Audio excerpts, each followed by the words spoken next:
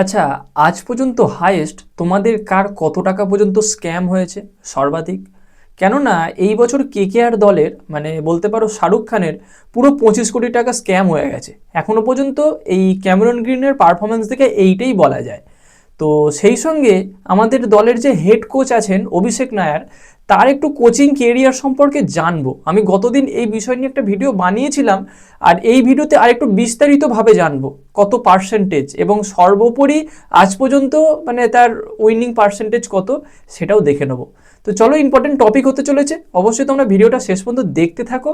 এবং এই অভিষেক নায়ারের জায়গায় কোন কোন কোচ ছিল বা কোন কোন কোচকে নেওয়া যেতে পারে সেই বিষয়ে একটা সম্ভাব্য বা যাদের নেওয়া যেতে পারে বলে আমার মনে হয় ব্যক্তিগতভাবে আমি জানাবো এই ভিডিওতে। তোমরাও কমেন্টের মাধ্যমে তোমাদের মতামতটা জানিও। তো চলো ভিডিওর মেন টপিকে যাওয়া যাক।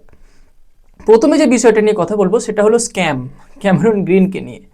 দেখো, গতকাল যে খেলাটা হয়েছে কেকেআর দল হেরে গেছে, আমি মানছি যেটা হারার ম্যাচ ছিল না। ওই একটা মাত্র প্লেয়ার যে মুকুল চৌধুরী, যে কেকেআরের থেকে জয়টাকে ছিনিয়ে নিয়েছে। ঠিক আছে, মুকুল চৌধুরী ভালো খেলেছে, আমি একজন কেকেআর সমর্থক হিসাবে এই বিষয়টা আমি এগ্রি করছি। অবশ্যই ভালো খেলেছে মুকুল চৌধুরী, যে শটগুলো মেরেছে সেগুলো যেন তেন শট নয়, যে সে প্লেয়ার মারতে পারে না। অনেক হাইফাই প্লেয়ার, অনেক মানে কোয়ালিটি প্লেয়ার এই শটগুলো মারতে পারে না যেগুলো সে মেরেছে। তো কোয়ালিটি আছে, তার মধ্যে ট্যালেন্ট আছে, ম্যাচ জিতিয়েছে, খুব ভালো কথা। ঠিক আছে, এখানে হেরে গেছে কেকেআর, এই মুহূর্তে আমার আর আফসোস নেই, মনকে সায় দিয়ে নিয়েছি যে হেরেই যাবে। কিন্তু একটা ছোট্ট সিদ্ধান্ত, যেটা হলো ফিন অ্যালেনের ক্যাচটা, বা এটা ক্যাচ ছিল? এত মানে ক্যামেরা থাকে আইপিএলে, মোটামুটি 25-30টার ওপর ক্যামেরা থাকে, অনেকগুলো অ্যাঙ্গেল থাকে, একবারও কি চেক করা গেল না? আর এই দিগ্বেশ রাঠির কিন্তু একটু মানে নাম খারাপ আছে। যেটুকু আইপিএলের ইতিহাস ঘেটে আমি দেখেছি, দিগ্বেশ রাঠির বোধহয় ফাইন দেয়া বা ব্যান হওয়া এইরকম একটা ইতিহাস আছে যতদূর আমি জানি। যেটা মানে এই বিষয়টা যে পুরোপুরি জানো সে একটু কমেন্ট আমাকে জানিও, আমি মানে কিছুটা জানি। তো দিগ্বেশ রাঠির মতো প্লেয়ার ক্যাচ ধরলো, সেখানে যে প্লেয়ার দুজন দাঁড়িয়েছিল লখনৌয়ের, তারাও কিন্তু এরকমভাবে লাফাতে গিয়ে থেমে গেল, মানে তারা উচ্ছ্বাসটা করতে গিয়ে দাঁড়িয়ে গেল। মানে এখানেও তাদের অভিব্যক্তি, তাদের রিয়াকশানে বোঝা যায় যে এটা কোনোভাবে ক্যাচ হয়নি, ছয় হয়ে গেছিলো। কিন্তু জানি না আম্পায়ারের কী সিদ্ধান্ত হলো, একবার চেক করতে পারতো অন্তত। যাই হোক, তো আসল কথা এখানে ক্যামেরন গ্রিনকে নিয়ে বলবো। মানে রোবমান পাওয়েল যেখানে এইরকম খেলাটা খেলছে, সেখানে ক্যামেরন গ্রিনের মতো প্লেয়ার এই 25 কোটি টাকা দিয়ে এই খেলাটা খেলছে। ভাই, এই একই খেলা রমনদীপ সিং খেলতে পারে, এই একই টাইপের খেলা, তোমার থেকে বেটার খেলা খেলতে পারে তেজস্বী ধাইয়া। সে কি দলে নেই? তাকে নেওয়া যেত না? তো সেই এত টাকা দিয়ে কেনা হয়েছে ক্যামেরন গ্রিন, তাকেই নিতে হবে। আমরা টাকার অ্যামাউন্ট দিয়ে প্লেয়ারের কোয়ালিটি বিচার করছি, যেটা সব থেকে বড় ভুল হচ্ছে আমাদের। দেখো, ম্যানেজমেন্টের সিদ্ধান্তের উপরে আমরা যেতে পারি না। আমি কন্টেন্ট ক্রিয়েটার, তুমি দর্শক, তো আমাদের কথা হয়তো ম্যানেজমেন্টের কান পর্যন্ত পৌঁছাবে না, তোমাদের কথাও পৌঁছবে না, আমাদের কথাও পৌঁছবে না। কিন্তু সোশ্যাল মিডিয়ার মাধ্যমে, এই যে ইউটিউবের মাধ্যমে তোমাদের কমেন্ট, আমার এই আলোচনা, সেই সবের মাধ্যমে কিছুটা তো যেতে পারে। তো সেই জন্যই এই সমস্ত আলোচনা।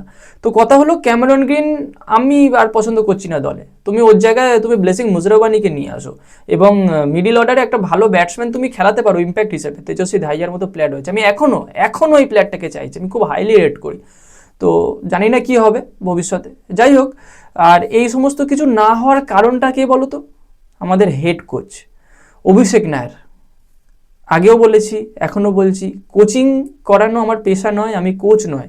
কিন্তু খেলা দেখে যেটুকু বুঝতে পেরেছি সেটুকুর নিরিখে বলছি, এবং এই অভিষেক নায়ারের কোচিং কেরিয়ারের বেশ কিছু জিনিস, বেশ কিছু তথ্য সংগ্রহ করে তোমাদের জানাচ্ছি।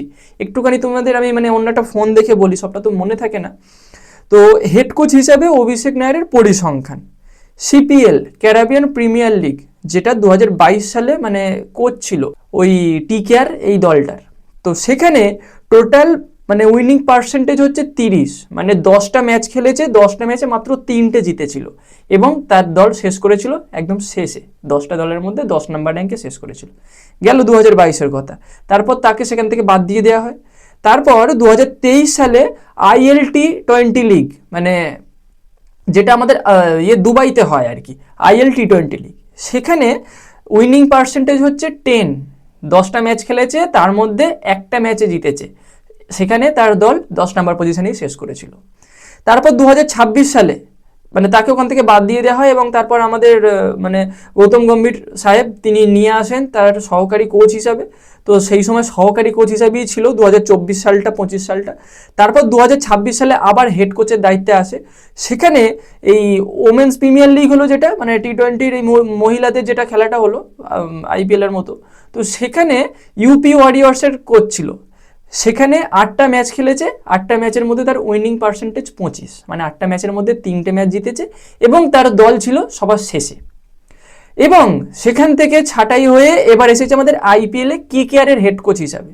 KKR-এর হেড কোচ হিসাবে রেজাল্টটা তোমরা সবাই জানো, 4টে ম্যাচ খেলেছে, 4টে ম্যাচে একটাও জয় নেই, 4টেই হার। এবং ওভারঅল তার পুরো কোচিং কেরিয়ারে সে টোটাল 32টা ম্যাচে কোচিং করিয়েছে, তার মধ্যে জিতেছে 6টা ম্যাচে। মানে তার উইনিং পার্সেন্টেজ কত হলো ওভারঅল? 18.75%। কি বলবো, একটা দলের হেড কোচ, KKR-এর মতো দল যেখানে এত আবেগ এত ভালোবাসা মিশে আছে আমাদের মতো সমর্থকের, যেখানে 3টে ট্রফি আছে, IPL ট্রফি আছে, যেখানে মানে যে দলটার একটা ট্যাগলাইন যে আমরা স্টার প্লেয়ার কিনি না, স্টার প্লেয়ার তৈরি করি, সেই মতো বা সেই রকম একটা দলের হেড কোচের এইটা হচ্ছে উইনিং পার্সেন্টেজ 18.75। তো তোমরাই একটু বিবেচনা করে বলো না, এটা কি কোনো হেড কোচের উইনিং পার্সেন্টেজ? এর থেকে মনে হয় আমাকে তোমাকে কোচিং দিলে তুমি আমি ভালো কোচিং করে দিতে পারবো। মানে যাই হোক, হাস্য কৌতুক হিসাবে এটা নেয়ার কিছু না, বললাম। তো দেখো, যদি অভিষেক নায়ারকে না নিয়ে এই জায়গায় যদি ইরফান পাঠান, এই জায়গায় যদি অনিল কুম্বলে, এই জায়গায় যদি রাহুল দ্রাবিড়, এই টাইপের কোনো প্লেয়ারকে নেওয়া হতো, এই টাইপের কোনো ব্যক্তিত্বকে যদি এই KKR দলের কোচিং হিসাবে বা হেড কোচের পদে নিয়োগ করা হতো, খুব খারাপ হতো? একটু তোমরা কমেন্টে জানিও তো। অ্যাটলিস্ট আমি চাইবো ইরফান পাঠানের মতো কোনো একটা প্লেয়ার আসুক। যখন এই গতদিন তার আগের দিন যে টসে জিতে বল করার সিদ্ধান্ত নিল, যে ম্যাচটা হেরে গেল এবং ভাগ্যের জেরে 1 পয়েন্ট ঘরে তুললো KKR, সেই ম্যাচে যখন টস হলো, একটা মানুষ, একটা সিঙ্গেল মানুষ যারা মানে ক্রিকেট বিশেষজ্ঞ, তারা কেউ তার এই সিদ্ধান্তটায় এগ্রি করেনি যে টসে জিতে ব্যাট করার সিদ্ধান্তটা সঠিক হয়েছে। তার সবাই বলেছে ভুল হয়েছে। তার মানে এখানে আমি অজিঙ্ক্য রাহানেকে নিয়ে কথা বলছি, কিন্তু এই সিদ্ধান্তটা কি শুধু অজিঙ্ক্য রাহানেরই? মানে যেটা মাঠে হয় সেটা কি সবটাই মানে যিনি ক্যাপ্টেন থাকেন তার নেতৃত্বে বা তার মাথা থেকে বেরোয়? কোচের কি কোনো দায়িত্ব, কোচের কি কোনো ভূমিকা থাকে না?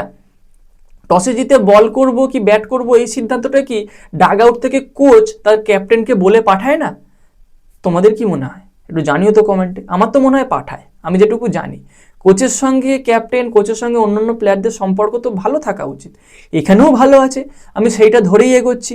যেভাবে KKR দলের প্র্যাকটিসগুলো আমরা দেখতে পাচ্ছি সোশ্যাল মিডিয়ার মাধ্যমে, KKR-এর যে মানে মেন অফিসিয়াল ফেসবুক পেজ আছে, সেখান থেকে আমরা KKR দলের প্র্যাকটিস ভিডিও দেখতে পাচ্ছি এবং সেখানে বুঝতে পারছি দেখে এটাই যে KKR-এর হেড কোচ অভিষেক নায়ারের সঙ্গে অন্যান্য প্লেয়ারদের যথেষ্ট ভালো বন্ডিং আছে, যথেষ্ট ভালো কথাবার্তা, সুসম্পর্ক আছে। তাই ক্যাপ্টেন যে সিদ্ধান্তটা নিচ্ছে তার 50% মতামত অবশ্যই আছে আমাদের অভিষেক নায়ারের বা হেড কোচের। তো এইটা যদি সিদ্ধান্ত হয় বা এই রকম যদি একটা আমাদের কোচের কোয়ালিটি হয়, তো ভাই এই দলের সাকসেস পাওয়া খুব একটা সহজ নয়, খুব একটা সহজ নয় এই দলকে গ্রো করা, এই দলকে টপ 4-এ শেষ করানো।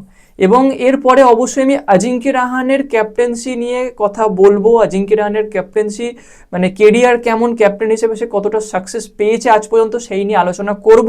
তোমরা যদি সেই নিয়ে আলোচনা শুনতে চাও, সেই বিষয়ে যদি তোমাদের কিছু ইনফরমেশন লাগে, কমেন্টে জানিও, আমি অবশ্যই সেই নিয়ে ভিডিও রেডি করব। তোমাদের একটা কমেন্ট, তোমাদের একটা লাইক ভিডিও বানাতে আরও মোটিভেট করে, আরও তথ্য সংগ্রহ করে তোমাদের সঙ্গে শেয়ার করব, এটা ভালো লাগে। তো যাই হোক বন্ধুরা, এইটুকু খারাপ আপডেট, খারাপ খবর বলতে পারো, তোমাদের সঙ্গে শেয়ার করলাম। জানি ভিডিওটা ভালো লাগেনি, মতামতটা কমেন্টে জানিও। যদি চ্যানেলে প্রথমবারের জন্য আসো, চ্যানেলটাকে সাবস্ক্রাইব করে দিও, তার পাশের বেল আইকনটাকে অন করে দিও।